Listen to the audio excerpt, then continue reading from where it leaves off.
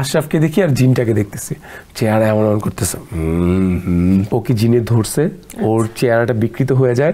আমি তো আছি, তুমি টেনশন করো কেন, আসলে আমি নিজেও ভয় পাচ্ছি। ঢাকা শহরের মধ্যে রাস্তা হারিয়ে ফেলছি, আমাদের বাসায় আসতে 4.5 ঘন্টা লাগছে। যারা সিনেমায় কাজ করে তাদের নার্ভ শক্ত থাকে। ভৌতিক সিনেমা বা ভৌতিক গল্পগুলোতে সাধারণত আমরা শুনি যে সেটেও কিছু ভৌতিক ঘটনা ঘটে, ভৌতিক কিছু হয়েছিল?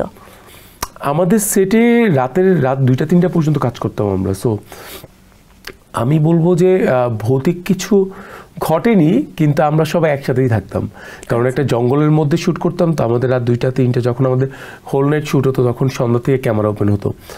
সো মাঝে মধ্যে মনে হতো ওখান থেকে কেউ যাচ্ছে নাকি, সো এমন আমরা ফিলই করতাম। আবার না, সবাই একসাথে থাকি, তাহলে প্রবলেমটা হবে না। আর ভৌতিক আমার সাথে ঘটেছিল ওয়ান্স আপন এ টাইম। সেটা হচ্ছে যে আমারই একটা ফ্রেন্ড, ওকে জিনে ধরে, অ্যাট টাইমস জিনে ধরে।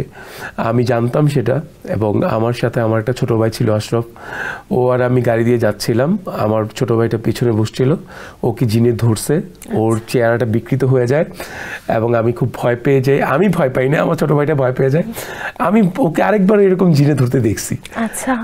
আমি আমার ছোটো ভাইকে বলতেছিলাম যে আমি তো আছি, তুমি টেনশন করো কেন, আসলে আমি নিজেও ভয় পাচ্ছি।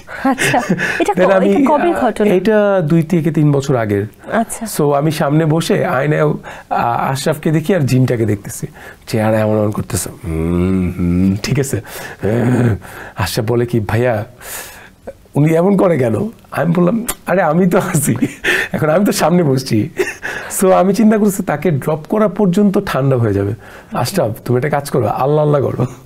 তখন আশরাফ আল্লাহ আল্লাহ শুরু করলো। আল্লাহ আল্লাহ শুরু করার পর হঠাৎ করে ওর হাতটা ধরলো।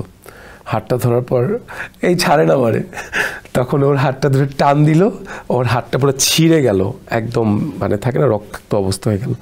তখন ইমার্জেন্সিতে গাড়িটা থামালাম, আমরা দুজন নেমে গেলাম। নেমে গাড়ির মধ্যে, এটা কোনো কথা, আমি আসি শুরু করছেন, আমার দেখছেন কি করছে। তখন আমি বললাম, আশরাফ আমি তো আছি, একটু পরে ঠিক হয়ে যাবে। আমার ভয় লাগছে, আপনি যে মানে হেসে হেসে যে বলছেন। আমি অনেক স্ট্রং, আমার জায়গা থেকে আমি অনেক স্ট্রং থাকি। সো প্ল্যান করলাম, আচ্ছা আধা ঘন্টা যাক, দেখি কী দেওয়া। আমরা বাইরে দাঁড়িয়ে চাটা খেলাম। একটু পরে, এই তুমি ঠিক আছো না? হ্যাঁ, কি হয়েছিল বলো তো? তো মনে নেই।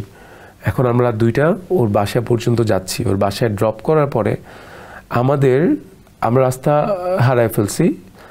ঢাকা শহরের মধ্যে রাস্তা হারিয়ে ফেলছি, আমাদের বাসায় আসতে 4.5 ঘন্টা লাগছে। তার বাসা কোথায় ছিল? তার বাসা যেখানে ছিল ওই জোনটার মধ্যে আমরা ঘুরতেছি, আমরা আউটগেট পাচ্ছিলাম না। সকাল হয়েছে, আমরা দুজন একসাথেই সকাল পর্যন্ত আমরা ঘুরতেছি। যে রাস্তাটা বন্ধ, আমার সাথে ঘুরছে এটা, দ্যাটস হোয়াই আমি বলতে পারতেছি। ভয় লাগেনি তখন? কান্না? ভয় লাগছে, কান্না কেন আসবে? ভয় লাগছে, কান্না আসে নাই। চিন্তা করছে, আরে আমি তো আছি। দুজনকে বুঝ দিচ্ছিলাম। আপনার নার্ভ ভীষণ শক্ত, এই ধরনের ঘটনায় যে কোনো মানুষ সেই মুহূর্তে কান্নাকাটি করে ভাসাই দিত। যারা সিনেমায় কাজ করে তাদের নার্ভ শক্ত থাকে।